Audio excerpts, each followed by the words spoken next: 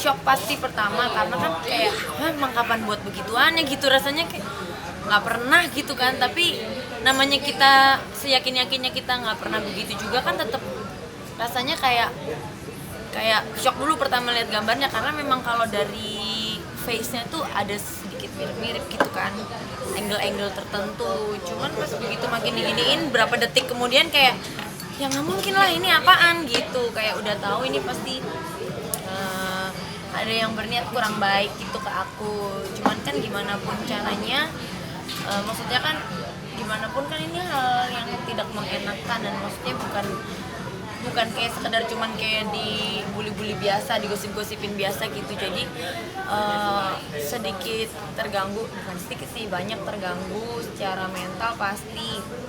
Karena kan walaupun memang itu bukan saya, tapi disangkut-sangkutinnya ke saya, jadinya kan mencemarkan nama baik gitu. Terus juga yang pasti berdampak banyak banget ke kepercayaan dirian saya pasti, segala macam gitu. Apalagi kan kalau melihat stigma orang-orang, rasanya kan baru divorce segala macam, istilahnya kasarnya canda gitu ya. Kalau misalnya dengar berita gitu kan pasti kayak berapa puluh persen dari orang di sana kan pasti langsung tanpa mencari tahu kebenarannya udah aja pasti langsung wah ya tuh dia dasar gitu pasti gitu. Jadi merugikan saya sekali gitu, banyak banget. Jadi ya sangat perlu konfirmasi dari saya kayak gini sih untuk bisa meluruskan semuanya. Kayaknya juga saya udah konsultasi juga, udah ngobrol-ngobrol juga baiknya gimana. Kayaknya kita mau kali ini, yang biasanya aku selalu diem juga kan kalau mau cuman sekedar dibully-bully yang aneh-aneh gitu, aku kan udah aja diem aja. Tapi kalau udah begini, udah mengganggu, kayaknya memang mau ambil jalur hukum aja deh habis ini. Enggak ya, awalnya mah aku enggak. Terus pas pulang, udah aku olahraga sama mama, dia juga udah baru deh di jalan mulai berasa tuh sedihnya, nangis. Karena teman-teman tuh nanya-nanya, ada yang bentuknya kan kadang-kadang nggak semua orang pintar berbahasa ya. Ada temen yang ngasih semangat, ada yang sabar ya, ada yang nanya, "Mak, gua deg-degan nih, itu lu bukan kan sebel ya?" Ya bukan lah gitu rasanya. Saya pertama sebelum saya tahu juga lihat dia lagi ngobrol sama saya. Kok kalimat pertanyaannya meragukan gitu rasanya, jadi sedih gitu, jadi nangis deh. Iya, lihat dia ngobrol sama manajer, ini ada apaan sih ngobrol? Serius pisan. Iya, serius banget sih, saya jadi penasaran. Ntar kita.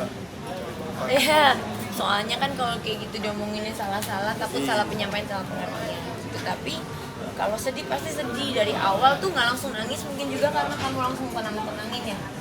Soalnya udah nggak apa-apa, emang orang ada aja yang berbuat gak baik sama Ya, kita. di dunia ini gitu. pasti kan ada orang yang like and dislike udah gitu aja.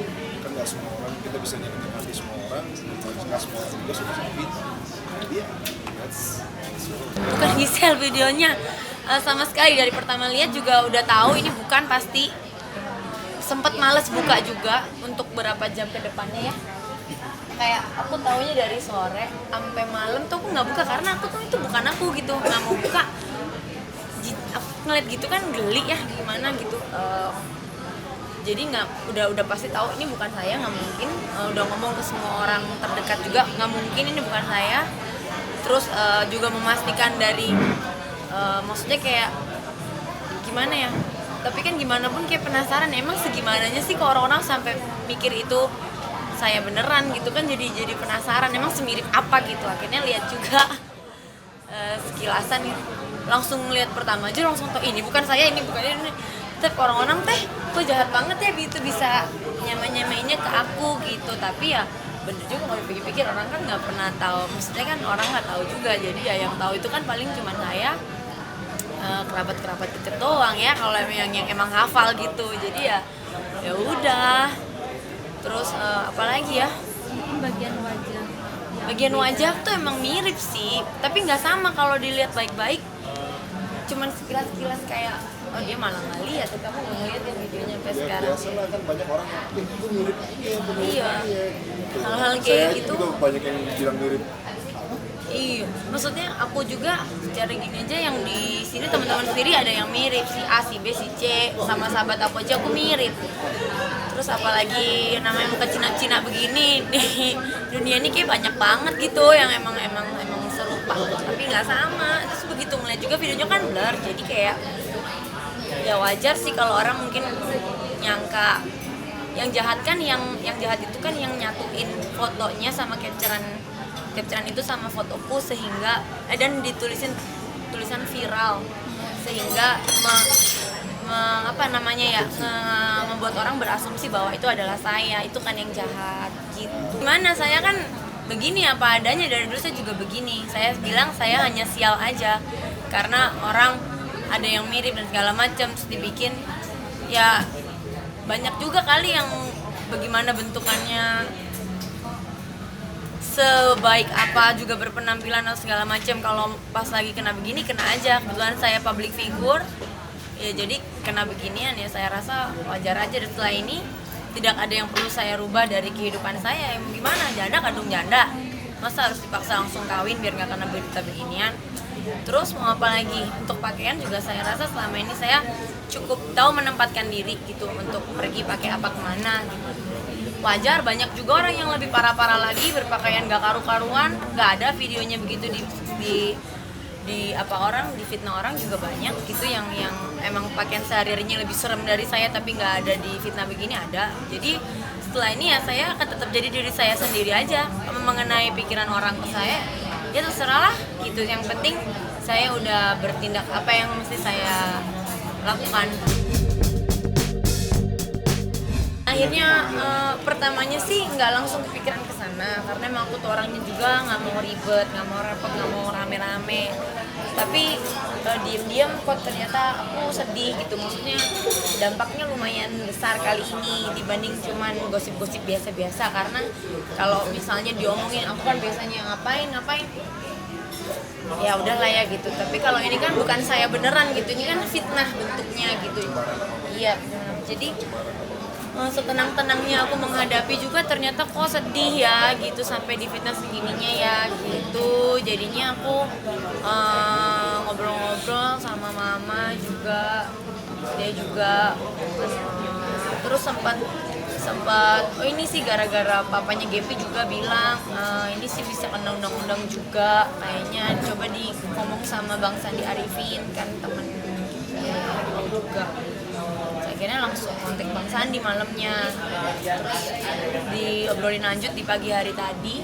Jadi fix kita mau buat laporan di hari Jumat besok untuk nyari juga orangnya yang kira-kira ngegabungin siapa, kalau bisa ketemu, kalau enggak minimal yang ikut mencemarkan berita hoax, berarti yang repost semua yang posting, semua yang nyebar linknya juga bisa kita kenain untuk pencemaran nama baik, berita hoax, gitu deh pokoknya, berita yang nggak benar gitu.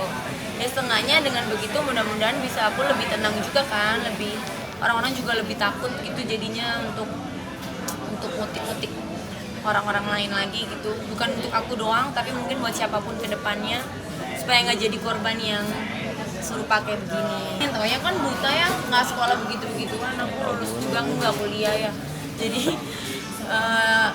kan pengen tahu bisa nggak nih dipermasalahin kayak begini.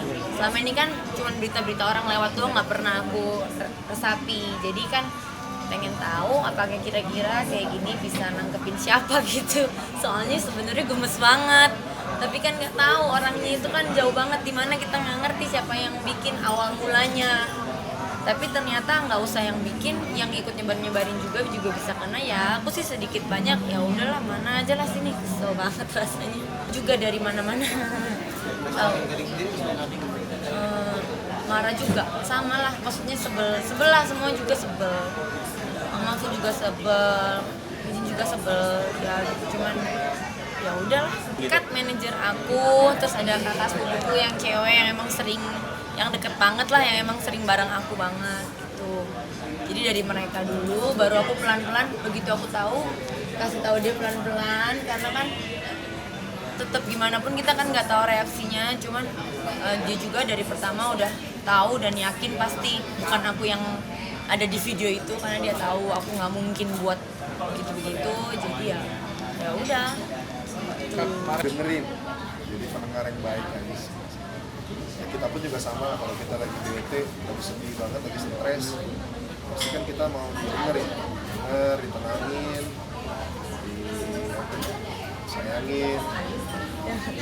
Ya itu sih pas pertama kali denger dari mulut dia berita ini, aku langsung kayak dia kaget, pasti kaget, cuman nggak yang apa ya, Intinya memilih reaksinya untuk reaksi positif ya, iya, untuk jadi kayak menenangkan. dia pasti kan juga shock juga gitu loh dengar berita ini. Yang lucu mama aku telepon kan, telepon nih, aku udah tahu nih pasti nanyain nih, telepon apa ma, bukan Sela itu. Loh ini siapa kalau bukan Sela? Terus ternyata mau nanyain hal lain. Terus habis gitu apa udah ketemu terus kita udah cerita, dia bilang apa nggak bisa itu dijelasin di depan wartawan, ininya bukan kamu, ininya bukan ini kamu. Ya ngapain juga mah, dari pertama juga udah pasti tahu bukan aku. Iya juga ya, cuman ya namanya ibu ya kan, pasti dia sedih juga ngelihat aku begini gitu. Jadi ya mungkin dia pengen banget untuk meyakinkan orang-orang gitu kan, kalau anaknya nggak mungkin begitu gitu. Cuma lucu aja cara ngomongnya. Dia secara mental sih, psikologi ya, wah rusak banget, nama baik semuanya nggak bisa dijelasin ya pakai kata-kata, lumayan ya pokoknya geli lah gitu. Even sampai sekarang kan aku ngumpulin semua capturean yang orang-orang yang ikut nyebarin itu. Setiap aku kumpulin juga dan aku forward ke Bang Sandi juga, ngelihat fotonya juga geli lagi gitu, walaupun itu bukan aku jelas-jelas, tapi geli kan gitu karena posenya gitu, terus sebelahnya fotoku yang beneran gitu. Jadi dari situ aja udah nggak enak gitu, gimana pandangan orang tentang aku gitu, pasti mereka merasuk banget ke hati kali. Nah, udah setengah depresi kali mas. Iya, udah syukur masih bisa ngomong begini. Ini baru hari pertama sih ya, setelah orang-orang lebih viral dari kemarin.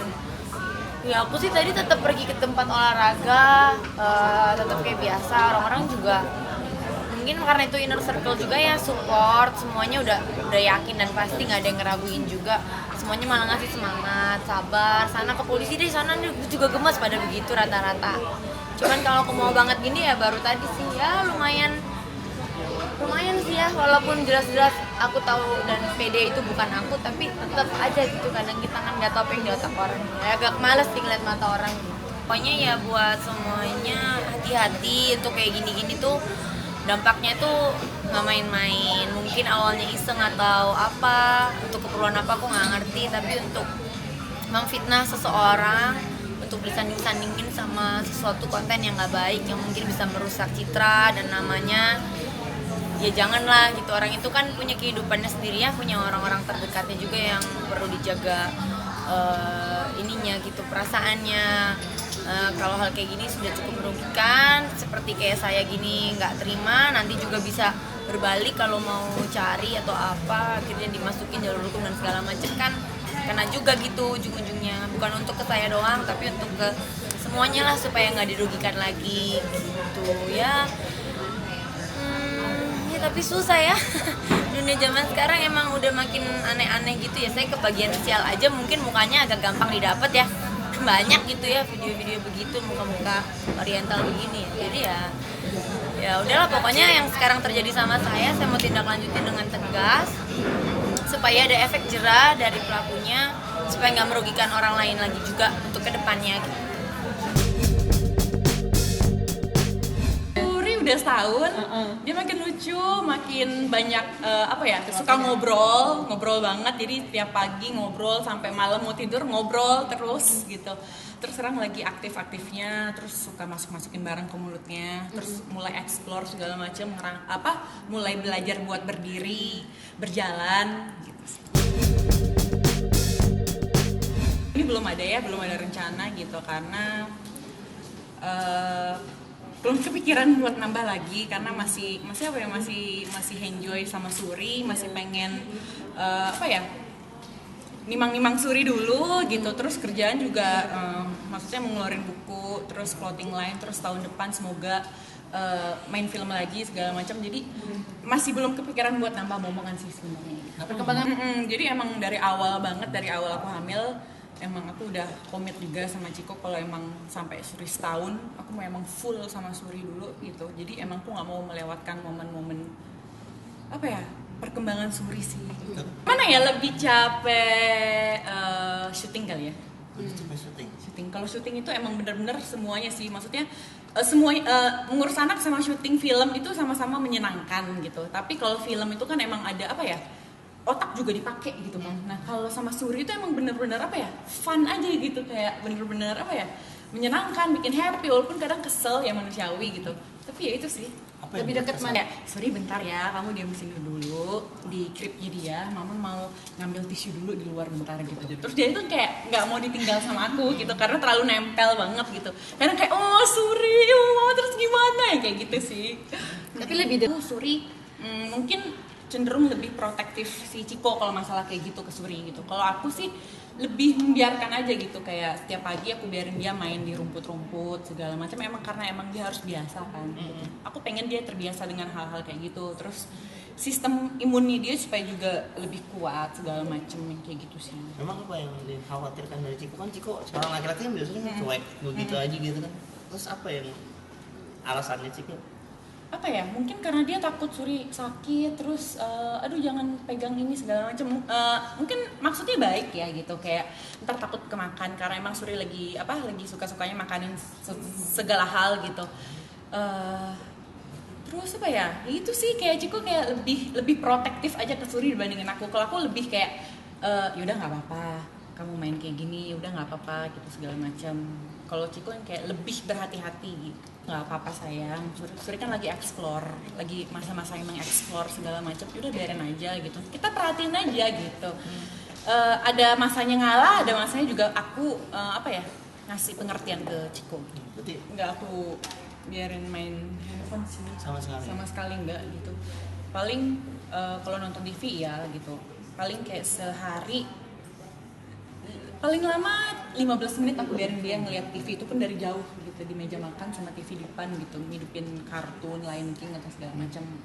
Selebihnya dia main sama mainannya dia interaksi sama aku, sama Ciko, sama orang di rumah. Kenapa alasannya? Apa ya alasannya, supaya dia tidak terbiasa dengan gadget sih gitu.